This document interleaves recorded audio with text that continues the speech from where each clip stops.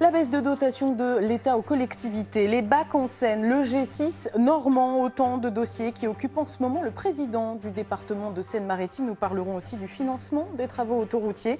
Nous ferons le point sur toutes ces questions en compagnie de Pascal Martin. C'est l'invité de ce 19-20. Bonsoir Pascal Martin. Bonsoir. Merci d'avoir accepté notre invitation. Premier sujet qui inquiète tous les départements français. Vous en avez parlé la semaine dernière. La baisse de dotation de l'État pour compenser les prestations sociales. Vous avez donc tiré la sonnette d'alarme, mais ce sujet n'est pas nouveau. Ça fait longtemps qu'on en parle. Je vous propose justement un petit retour en arrière, parce que prendre du recul, ça fait toujours du bien, et on en parle juste après. Un compteur pour marquer les esprits. Celui du coût des prestations sociales transférées au département de Seine-Maritime. Nous sommes en 2009, 5 ans après le basculement de compétences décidé par la droite et le gouvernement Raffarin pour les RSA et APA, revenus de solidarité active et allocations personnalisées d'autonomie. Une ligne budgétaire non maîtrisable, dépendante du nombre de bénéficiaires. Moins d'argent versé par l'État et plus de dépenses. Résultat, les budgets départementaux fondent comme neige au soleil. Certains domaines de compétences sont restreints, et ce malgré la mobilisation des élus. 2010, Didier Marie, président du département, réclame déjà 263 millions d'euros, seulement 1 an et demi après la mise en place du RSA. Il ira même déposer un recours contre l'État auprès du tribunal administratif de Rouen, estimant que le principe de libre administration des collectivités est bafoué. Les collectivités territoriales doivent avoir une autonomie financière pour agir selon les compétences qui sont les leurs et les intérêts de leurs habitants, et qu'aujourd'hui cette autonomie financière est remise en cause par le non-versement des compensations au titre de la solidarité nationale. Il n'a pas obtenu gain de cause, même après saisie du Conseil constitutionnel, une première pour un département en France. 5 ans plus tard, la majorité départementale a changé, mais le problème, lui, s'est aggravé. Aux commandes, Pascal Martin. Avec ses homologues normands, il tient conférence de presse pour refuser un projet de renationalisation par le gouvernement Valls. En clair, tous refusent d'effacer l'ardoise qui, pour tous les départements français, s'élèverait à 20 milliards d'euros. La dotation de l'État ayant, elle, baissé de 32% en 4 ans. Le déficit ne cesse de s'alourdir, d'autant que pour la première fois dans son histoire, les recettes du département de Seine-Maritime sont en baisse cette année. Pascal Martin, comment vous faire entendre par l'État sur cette question? Quelles actions concrètes vous allez pouvoir mener pour faire baisser ce ponctionnement de votre budget?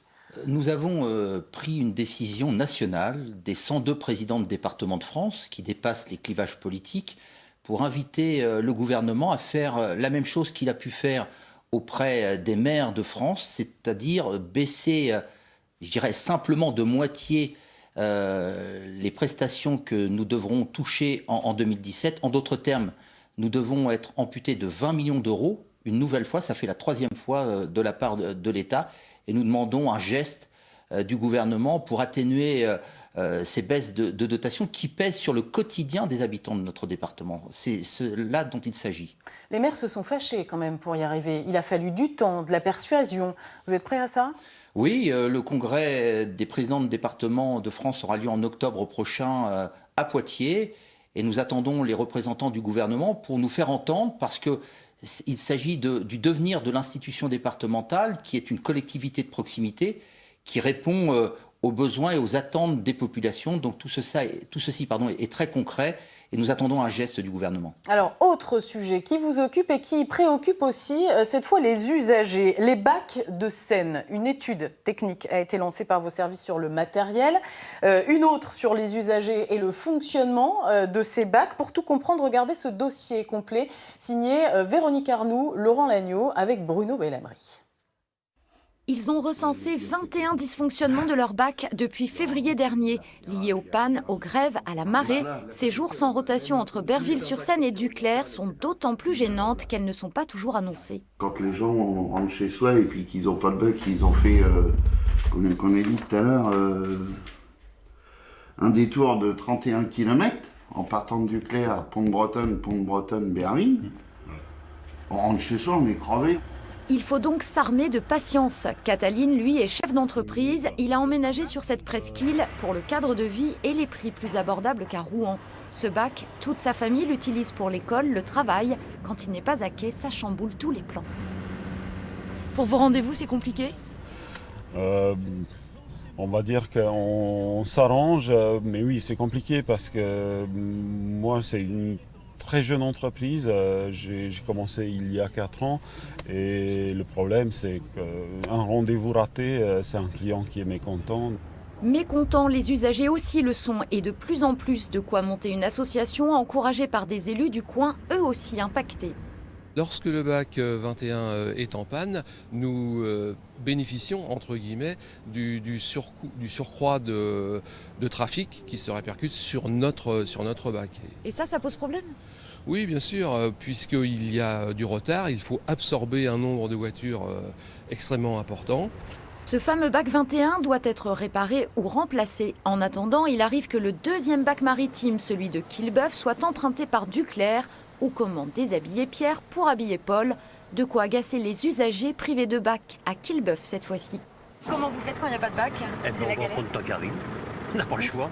Je dois aller à l'hôpital assez souvent. Je vais bientôt accoucher, donc par le pont, c'est une vraie galère. La difficulté ici, c'est qu'une rive est dans l'Eure et l'autre en Seine-Maritime. Et même si 70% des usagers sont eurois, le département 27 paye moins d'un tiers de la facture. Les deux départements sont en pourparlers pour trouver une solution. On peut imaginer que ce bac soit plus un bac maritime. On peut imaginer effectivement de faire participer aussi les collectivités locales, d'un côté comme de l'autre. On peut imaginer aussi de faire participer les entreprises. Ou encore les usagers. Dans l'Eure, tous les scénarios sont envisagés. Pour s'accorder avec la Seine-Maritime, favorable, elle, à la gratuité, ils seront accompagnés d'un cabinet d'audit. Pascal Martin, visiblement, il va falloir s'entendre avec Sébastien Lecornu sur cette histoire de financement des bacs. La question est de savoir dans quelle proportion qui paiera la facture.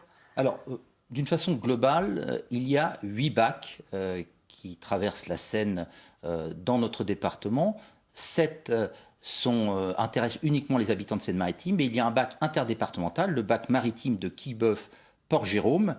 Et la situation est la suivante. Alors, j'entends les demandes fortes des usagers. Il faut savoir que ce bac a fait l'objet d'un achat d'un nouveau navire en 2010 par l'ancienne majorité départementale qui, à la pratique, s'avère plus coûteux et énergivore en carburant. Et donc aujourd'hui, ce bac coûte annuellement 2,8 millions d'euros. Et aujourd'hui, ce qui était prévu par une convention qui consistait à ce que la participation des deux collectivités, celle de l'Eure et celle de la Seine-Maritime, soit répartie pour moitié, eh bien aujourd'hui, c'est le département de la Seine-Maritime qui paie 2 millions d'euros et le département de l'Eure 800 000 euros. Il va falloir négocier, alors. Oui, alors que 70% des usagers sont des habitants de l'Eure. Donc j'ai, avec Sébastien Lecornu, mis ce dossier sur la table. Nous devons trouver une négociation pour conforter ce bac. Et puis je voudrais aussi rassurer les usagers des autres bacs non concernés par celui de Quillebeuf. Les autres bacs continueront à exister. Nous avons un concours de circonstances malheureux depuis quelque temps de panne à répétition, mais il n'y a pas de volonté du conseil départemental de la Seine-Maritime de mettre fin aux 7 autres bacs. Pas de remise en cause non plus de la gratuité pour vous ? C'est pas forcément le cas pour le département de l'Eure. Non, nous allons imaginer toutes les solutions, solliciter le concours des partenaires locaux.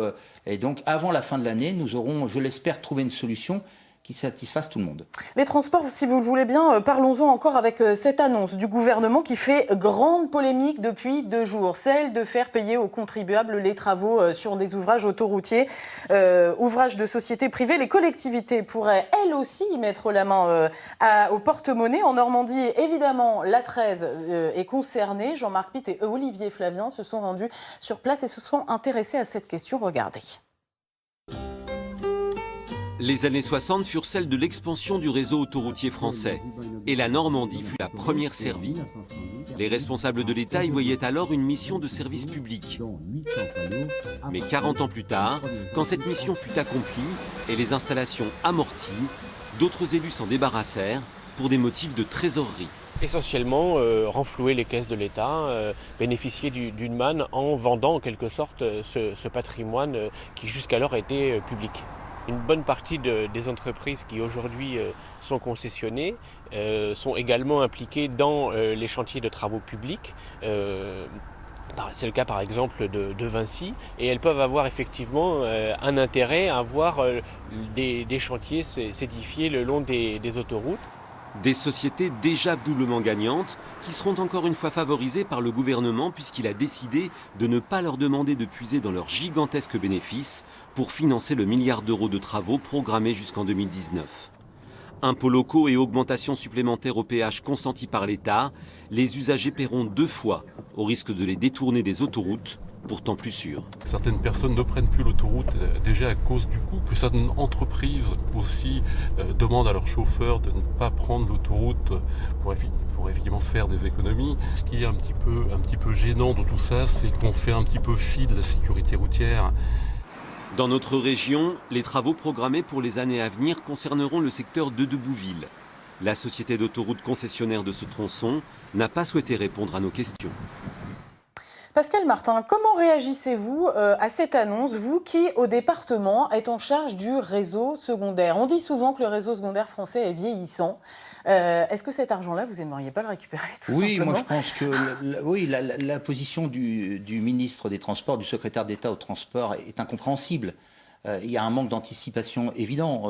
On nous propose de faire supporter par les collectivités locales et par les usagers des travaux d'1 milliard d'euros à l'échelle nationale, alors qu'il aurait été aussi simple de rallonger les durées des concessions auprès des sociétés d'autoroutes pour éviter ce que dit très bien votre journaliste dans son reportage, que les usagers et les contribuables paient 2 fois. Donc moi je condamne cette proposition. Il y en avait une autre, mais il aurait fallu la prévoir auparavant pour faire en sorte, encore une fois, que ce soit les sociétés d'autoroutes qui supportent ce coût d'1 milliard d'euros de travaux.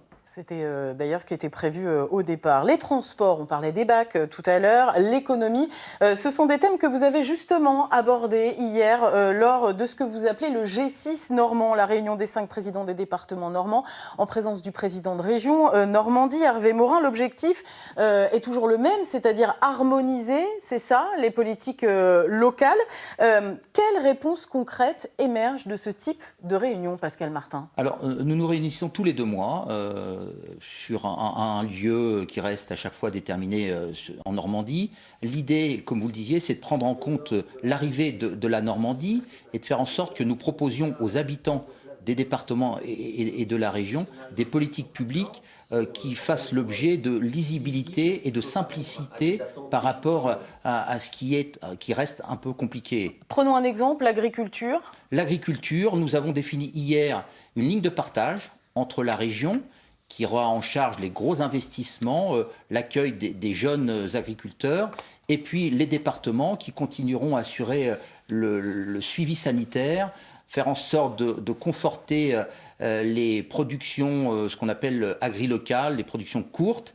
Et donc c'est pour les agriculteurs qui vivent une crise sans précédent l'occasion de leur dire que tant le département que la région restent à leur écoute. Merci beaucoup Pascal Martin d'avoir ce soir répondu à nos questions dans le 19-20.